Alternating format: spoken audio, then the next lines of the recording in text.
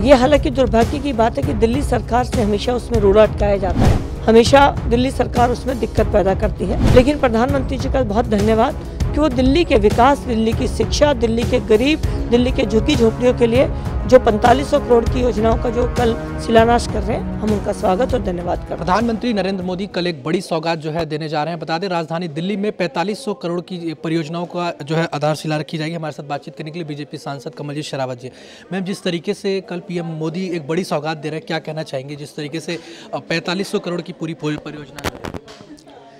दिल्ली देश की राजधानी है और केंद्रीय सरकार लगातार इसके विकास के लिए काम करती है। ये हालांकि दुर्भाग्य की बात है कि दिल्ली सरकार से हमेशा उसमें रोड़ा अटकाया जाता है, प्रोजेक्ट्स को लेट करने की कोशिश होती है, चाहे वो मेरठ की लाइन हो या अर्बन एक्सटेंशन रोड, हमेशा दिल्ली सरकार उसमें दिक्कत पैदा करती है।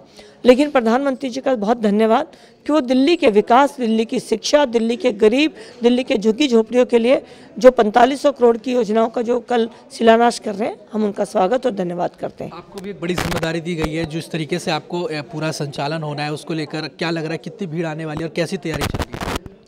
आज एक प्रेस कॉन्फ्रेंस आपके सामने होगी, उसमें पूरी बात रखी जाएगी। लेकिन दिल्ली के सभी क्षेत्रों से जनता और क्षेत्र के कार्यकर्ता आकर प्रधानमंत्री जी की बात सुनने के लिए तैयार है। मैम, वीर सावरकर को लेकर जो कॉलेज का उद्घाटन होना है, उसको लेकर राजनीति हो रही है कि वीर सावरकर का नाम ही क्यों रखा गया, कोई और भी नाम रखा है? वीर सावरकर जी का नाम रखने का हम प्रधानमंत्री जी का धन्यवाद करते हैं।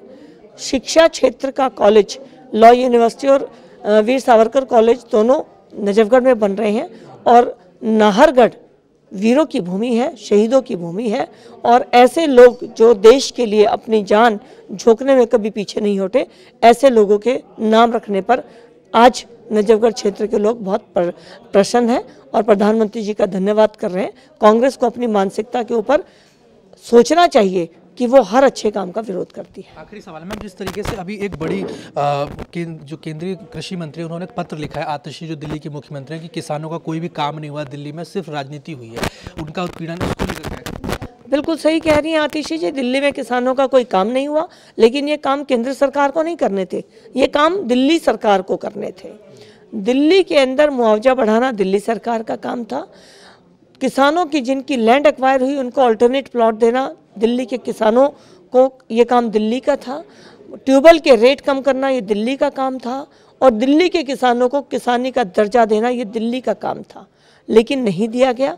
आज तकरीबन 300 एकड़ भूमि 7 से 8 फुट के पानी में नजफगढ़ क्षेत्र में डूबी हुई है, उनको कोई कंपनसेशन नहीं मिली।